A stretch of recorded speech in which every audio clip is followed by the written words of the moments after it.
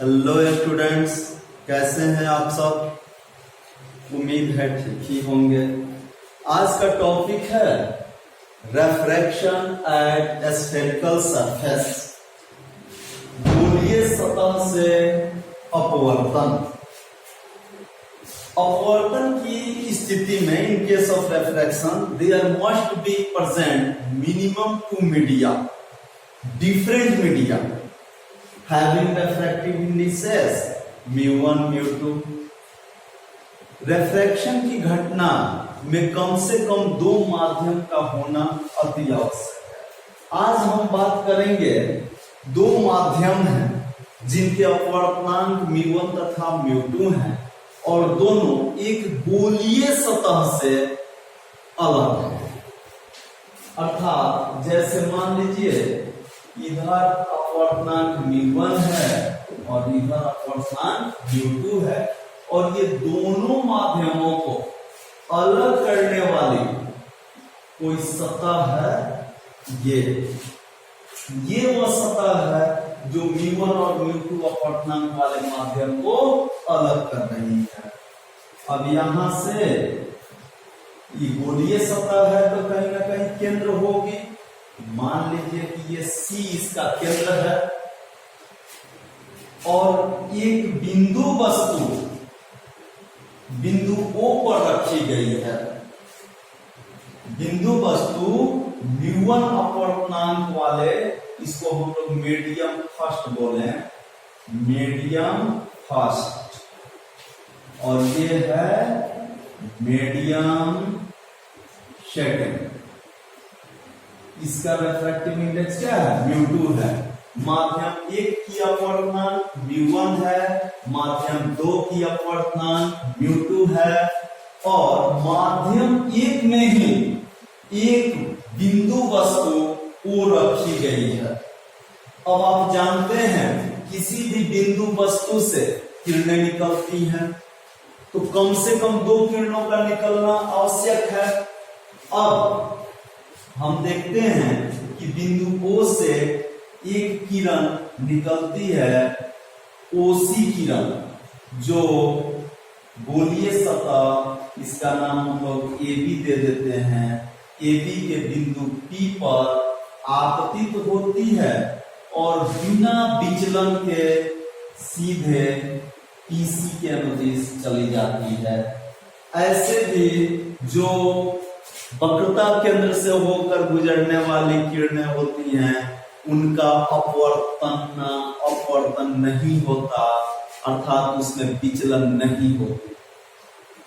Let us consider a spherical surface AB which separates the two media, medium first and medium second, having refractive indices mu1 and mu2 respectively. Let C be the center of the spherical surface and O be a point object in medium 1. Now, from point object O, a ray OP is incident at point P and passes through C without deviation, and another ray, इसको हम लोग D मान लिया जाए, another ray OD incident at point D of the surface, spherical surface AB. When we join D to C, we get a normal, and hence, as we know that when a ray passes from rarer to denser medium, it bends towards the normal. Here CD is normal, so it goes through along this, that is DR. The angle of incidence is I, यहाँ point P ले लेते हैं, and angle of refraction is R. The ray OD makes an angle alpha. The normal CD makes an angle beta, and the refracted ray DI makes an angle gamma. The refracted ray DI and CI meet each other at point I where real image is found.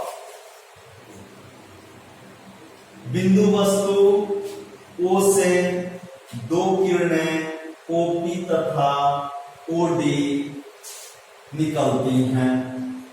Kiran OP बिंदु P पर आपतित होकर PC के अनुदेश बिना विचलन के सीधे निकल जाती है। किरण OD सतह के D बिंदु पर आपतित होकर DI के अनुदेश अपवर्तित हो जाती है। ये DI और ये CI दोनों रेफ्रैक्टेड रे एक दूसरे को I पर काटती हैं, जिससे रियल इमेज का फॉर्मेशन होता है। C सेंटर ऑफ कर्वेचर है, O ऑब्जेक्ट है, I इमेज है। DC या CD नॉर्मल है और इस नॉर्मल के साथ ये इंसिडेंट रे एंगल I का फॉर्मेशन करती है। DI रेफ्रैक्टेड रे है, ये नॉर्मल के साथ एंगल R का फॉर्मेशन करती है। अब आप देख सकते हैं angle EDO, angle EDO is equal to I है। एंगल CDI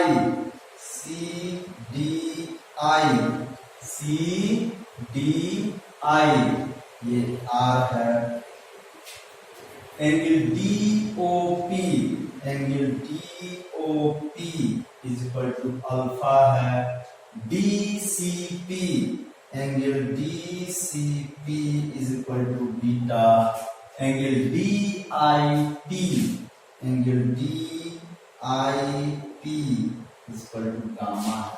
आप इसको DIC भी कह सकते हैं, ज्यादा बेहतर रहेगा DIP निकलना। सब में P है तो DOP, DCP, DIP। यहां तक कोई दिक्कत नहीं होगी, उम्मीद है यहां तक समझ में आ गया। ये एंगल ऑफ इंसिडेंस है, ये एंगल ऑफ रिफ्रैक्शन है, ये अल्फा ओपी के साथ बनाई गई कोण है, बीटा पीसी के साथ बनाई गई नॉर्मल के द्वारा बनाई गई कोण है, डीआई के द्वारा सीआई के साथ बनाया गया कोण गामा। अब आप देख सकते हैं यहाँ एक त्रिभुज है DOC from triangle DOC। अब त्रिभुज DOC से देखते हैं ये alpha plus beta is equal to i होनी है। Alpha plus beta is equal to i, equation first. ये एक्सटीरियर एंगल है जो सम ऑफ इंटीरियर एंगल्स होता है, तो alpha plus beta is equal to i. अब एक दूसरी ट्रायंगल की बात करें, फ्रॉम ट्रायंगल DIC की बात कर रहे हैं। इस DIC में R plus gamma is equal to beta होगी, लेकिन हमें जरूरत है किससे, R से, तो R is equal to beta minus gamma. इसको इक्वेशन सेकंड मान लीजिए। क्लियर? फिर से देख लीजिए DOC में अल्फा और बीटा सुदूर अंतर कोण है, I बहिष कोण है, बहिष कोण का योग सुदूर अंतर कोणों के योग के बराबर होती है। ये समीकरण 1 है। फिर त्रिभुज DIC में R तथा गामा सुदूर अंतर कोण है, इसका बहिष्कोण बीटा है, अर्थात बीटा बराबर आर प्लस गामा होगी। हमें आर का मान निकालना है, तो आर बराबर बीटा माइनस गामा, समीकरण 2। अब चूंकि यहां रेफ्रैक्शन है तो रेफ्रैक्शन का फॉर्मूला लगेगा, रेफ्रैक्शन का कंसेप्ट लगेगा। तो नाउ फ्रॉम स्नेल्स लॉ, अब स्नेल के नियम से आप जानते हैं क्या होता है, mu one sine i is equal to mu two sine r. Mu one sine i is equal to mu two sine r. लेकिन अगर आई और आर बहुत छोटे हों और smaller angles i and r, sine i लगभग बराबर हो जाती है आई के, एंड साइन आर लगभग बराबर हो जाएगी आर के। अगर आई तथा आर बहुत ही छोटे कोण हो, i and r be very smaller angles, then sin I is nearly equal to I and sin R is nearly equal to R. This implies that mu1 I is equal to mu2 R. mu1 I is equal to mu2 R. Now mu1 I का value क्या है, alpha plus beta, alpha plus beta. और म्यू2 are का value क्या है, beta minus gamma, यहां रख दिए बीटा माइनस गामा। अब हम क्या करते हैं, म्यू1 से अल्फा में गुना करते हैं, तो हो जाएगा म्यू1 अल्फा प्लस म्यू1 से बीटा में म्यू1 बीटा, फिर म्यू2 में बीटा से तो म्यू2 बीटा, फिर म्यू2 से गामा में तो म्यू2 इंटू गामा। बाबू यहां देखिए तो बीटा इधर भी है, बीटा इधर भी है, तो एक काम करते हैं, इस गामा को इधर ले आते हैं और बीटा को उधर ले जाते हैं, तो हो जाएगा म्यू1 अल्फा प्लस ये माइनस है तो इधर आके plus mu two gamma is equal to mu two beta minus mu one beta. अब हम बात करें तो mu one alpha plus mu two gamma is equal to, इसमें से बीटा हमने कॉमन ले लिया तो क्या बचा, म्यू2 माइनस म्यू1 इंटू बीटा। यहां तक कोई दिक्कत नहीं हुई होगी। अब अल्फा बीटा और गामा का मान for smaller angles alpha beta and gamma, बहुत छोटे कोण अल्फा बीटा तथा गामा के लिए अल्फा लगभग बराबर हो जाएगी डीपी बटा पीओ के, डीपी बटा पीओ के। बीटा लगभग बराबर हो जाएगी डीपी बटा पीसी के, गामा लगभग बराबर हो जाएगी यहां से डीपी बटा पीआई के। अब हम बात करें तो इसको हम लोग इक्वेशन ए मान लेते हैं, इसको हम लोगों ने क्या माना, इक्वेशन ए। तो लिखते हैं फ्रॉम इक्वेशन ए, इक्वेशन ए में म्यू1 अल्फा का मान है डीपी बटा पीओ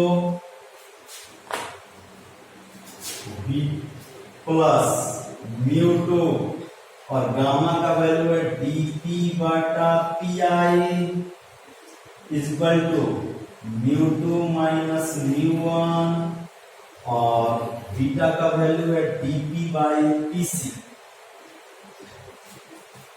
बाबू dp यहां भी है, dp यहां भी है, dp यहां भी है, तो अगर कॉमन निकाल लिया जाए dp तो यहां से क्या हो जाएगा,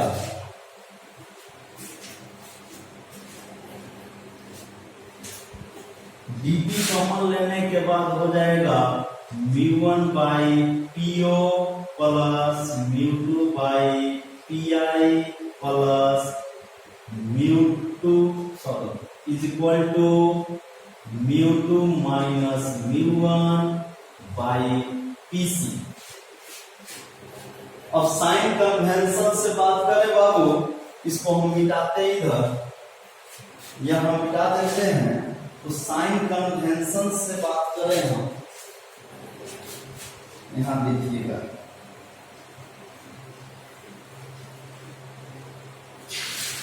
from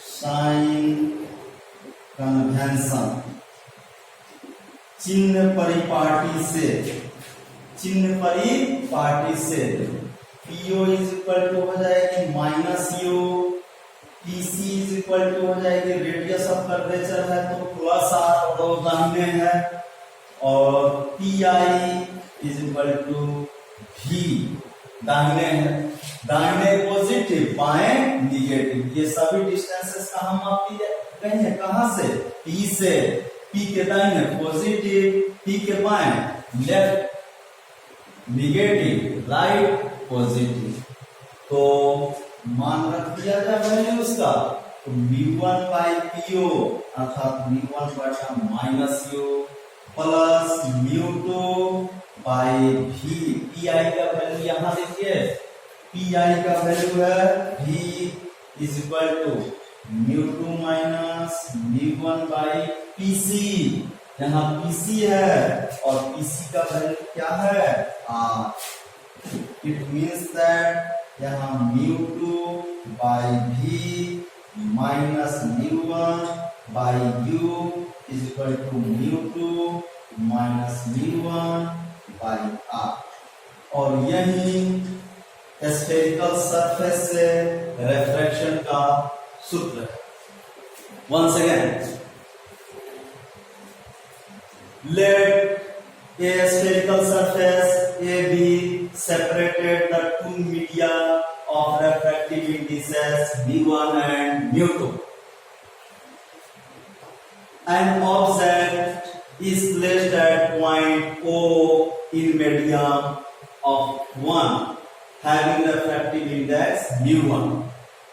C is the center of the spherical surface. From point object O, two rays OP and OD originate. The ray OP incident at point P and passes along PC without any deviation. Another ray OD incident at point D of the surface AB and refracted along DI. These two refracted rays, meet each other at point I, where final image is formed. The line joining the center of curvature C and point D acts as normal at point D. Clearly, angle of incidence will be I and angle of refraction will be R. Let angle DOP is equal to alpha, DCP is equal to beta, DIP is equal to gamma. Triangles DOC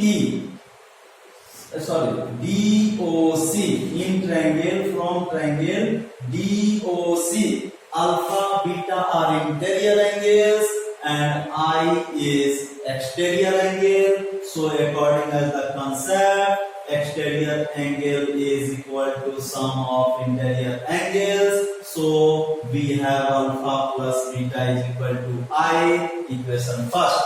Once again, in triangle DIC, R and gamma are interior angles and beta is exterior angle, so beta will be equal to R plus gamma. Equation second के लिए we have R is equal to beta minus gamma.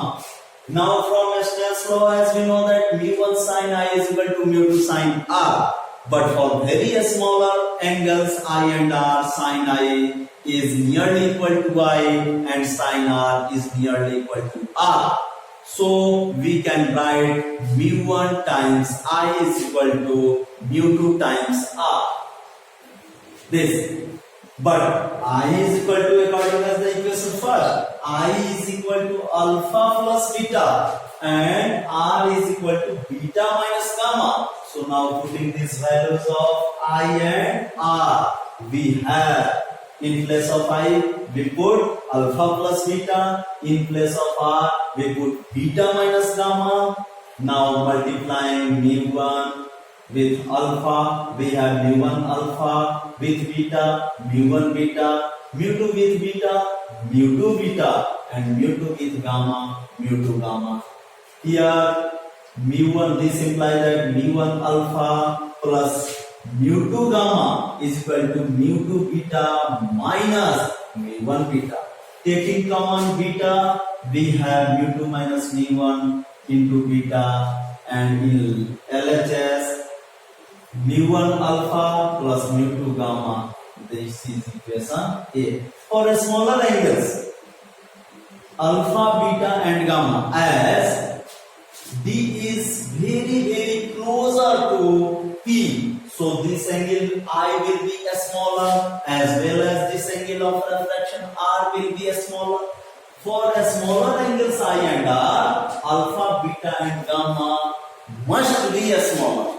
So this is why alpha, beta and gamma, it will be equal to dp by alpha will be equal to dp by PO, nearly equal to. Beta will be equal to dp by PC, nearly equal to, and gamma will be equal to nearly equal to dp by PI. Now putting alpha, beta and gamma, the values of alpha, beta and gamma, we have in equation first mu1 dp by PO, dp by PI, dp by PC. Here mu1 times mu2 times and mu2 minus mu1 dp by PC. Now dp taking common, and then after cancellation we have mu1 by PO, mu2 by PI, mu2 minus mu1. From sign convention, वहां जगह नहीं थी, यहाँ लिखते हैं from sign convention. आप जानते हो PO लेफ्ट में है और ये ऑब्जेक्ट है, तो for object distance it is taken as U, but opposite left, due to left it is taken as negative.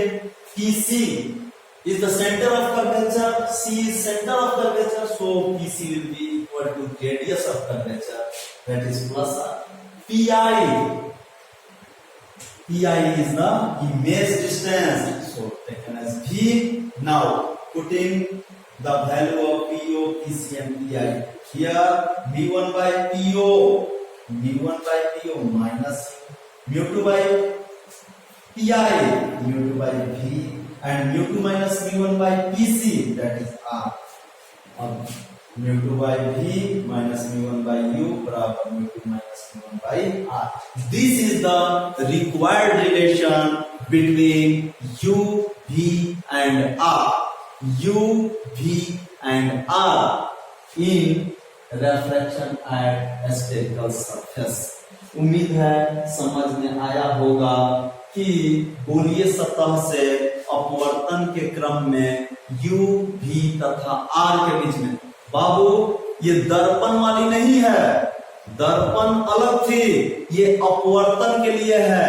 दर्पण में होता था 1/V प्लस 1/U बराबर 2/R. यहाँ है mu2 by V minus mu1 by U बराबर mu2 माइनस म्यू1 बाई आर। उम्मीद है समझ में आया होगा। Thank you.